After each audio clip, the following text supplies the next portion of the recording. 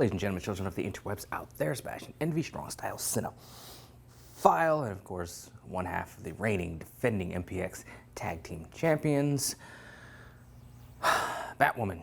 New episode. I have so many episodes of stuff to get caught up on. So let's just try to pick away at it. Starting, of course, with Batwoman. This is the episode where Luke, Ryan, and Sophie get locked up in prison. Saw from the promos, kind of wonder what was going on. Now we find out what was going on, so let us geek about it for a scant few minutes, because this episode is one of those ones where CW is kind of hit or miss when it comes to tackling issues. When they wanted to really examine something, put it under the microscope using their characters, be it, as I've mentioned in another video before, the gun control episode of Arrow, which was just handled so terribly. And then just other issues. And of course, Batwoman from the outset has been kind of an outspoken pro-LGBT type of show and narrative and just topics and stuff that they want to tackle, or, you know, the mindsets of certain people in society towards towards certain people and that sort of thing. So it's nothing new to the CW, but how they handle it's been kind of hit or miss in some instances. So this is an episode that dealt with relations with the police and feelings on police for people of, you know, this kind of persuasion. So the main plot was, like I said, them getting thrown in jail. They were having a fundraiser at the bar. Some crooked cops show up and flex their badges and get them arrested. During the situation, Ryan was, of course, acting angrily at the situation because what they were saying wasn't true. You had Luke trying to calm things down, trying to pacify the situation, and they both get hemmed up, thrown in jail. Sophie comes along later. She gets hemmed up, thrown in jail after trying to flex her own badge and her own uniform. She gets thrown in jail too. Outside of that, you have this kind of off version of snakebite that is affecting people in different ways, turning them into flesh-eating zombies. So again, we're getting zombies. We just had zombies on Legends. I'd have to look at the dates of this episode to see if it was like the same week that Legends had their zombie episode. I'm just kind of, zombies aren't my thing. Like, I watch a movie here and there, but I'm not just rabid about them like some people are. Neither here nor there. Outside of that, the C plot, I guess you could say, is Alice realizing that Cersei is Kate and trying to get her to realize that. First, she kind of wants to hang around, maybe jog her memory, and then she kidnaps Enigma to get her to unlock whatever she did to Kate to make her forget she's Kate. Enigma kind of agrees, starts to help her. Ocean shows up and then snaps the doctor's neck before she could do anything because he doesn't want Alice to get caught up with Kate. He's in love with Alice for whatever reason, just doesn't want her to get bogged down with the drama and the emotion and the attempt at a connection that she has with Kate. He just wants Alice to just move on from Kate. That's where he's coming from. That's basically the gist of the episode. Of course, we have Mary and Jacob Kane bonding over the fact that she, saved his life when he was ODing on snakebite, and he's there helping her in the clinic when some of these people, these bite victims from the zombies, are showing up.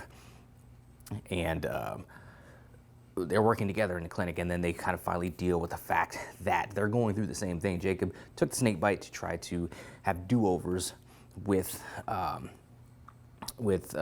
Beth and Kate, and Mary's trying to say, hey, we're going through the same thing. We're dealing with the same thing. It's just I'm trying to deal with it, and as opposed to get do-overs, stuff like that, I'm trying to live with it, trying to move on with it. So I think that got some good growth and development in their relationship, which is good.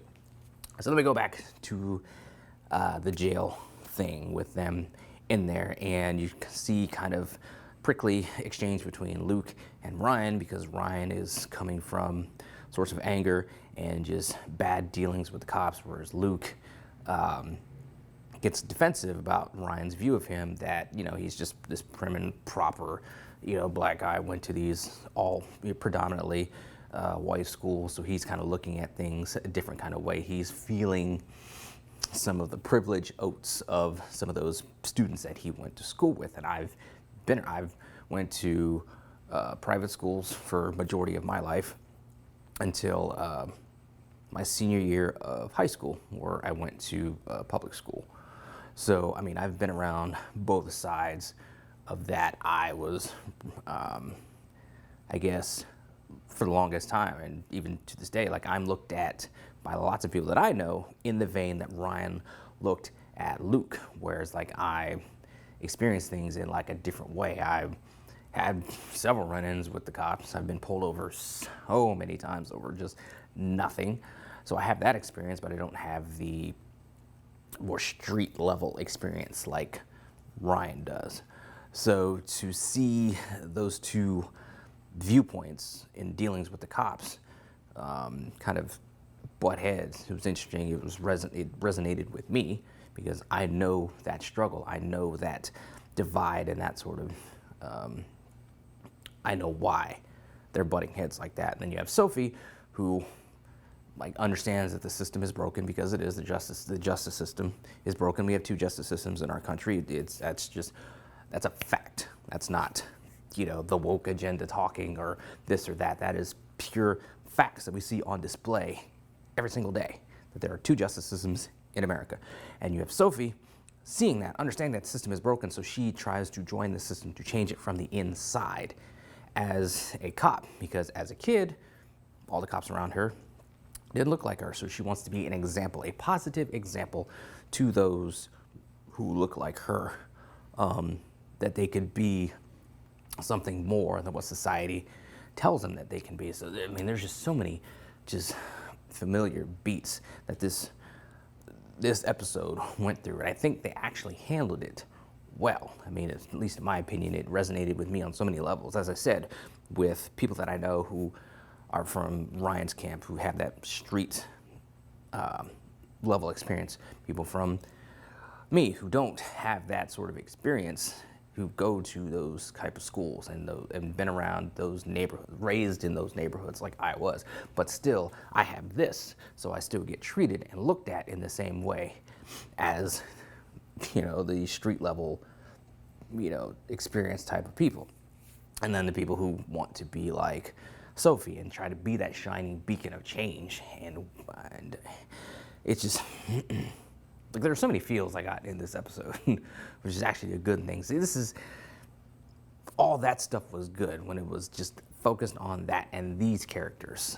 And just whenever they went away to the Alice crap with Kate, and I'm just like, oh God, this is what's holding the show back. This was such a good episode for so many reasons, but then you had to go back and do the Kate crap. So it's just like, a couple steps forward, many steps back. I'm hoping, again, that we are careening towards a Kate-free season 3. That is what we need for this show to be at its best, I think. And I'm just thinking that Jacob is going to end up, I was thinking that Jacob was going to end up resigning from the Crows, getting kicked off the Crows for a snakebite addiction, but maybe he's working with Mary. He's going to kick it, because I was thinking he would get pushed out the door and then Douche Crow would be put in charge and then kind of run the Crows into the ground. But given the fact that he's looking to kick the habit, Sophie is out of the Crows. She resigns from them because she's like, screw it, I can't do this anymore. So I wonder if she's going to join the GCPD, or if she's going to be a private security person, or is this going to lead her down the road to get a mask?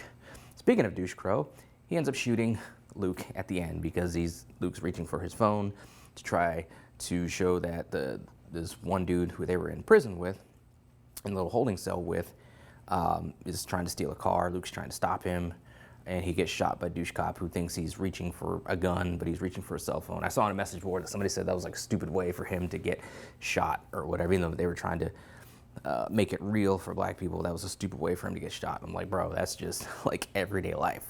Black folk get shot for the same thing every day, or other stupid reasons, but it happens. It's real. So it's just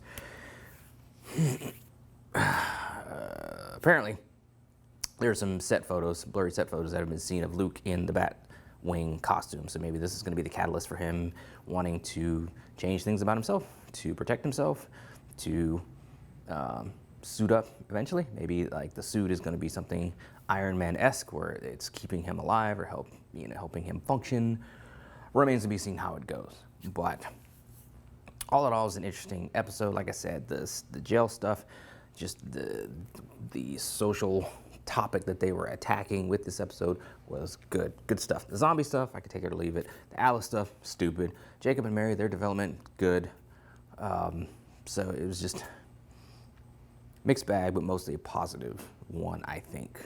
Like I said, just remains to be seen how they go from here. I'm kind of curious as to reactions from other non-brown, black or brown people about this episode, because a lot of times I don't think that they know what it's like, so they're quick to just write off episodes like this that kind of deal, like that dude said, oh, this is a stupid reason for him to get shot. And I feel like that's a dude who doesn't understand what we go through, has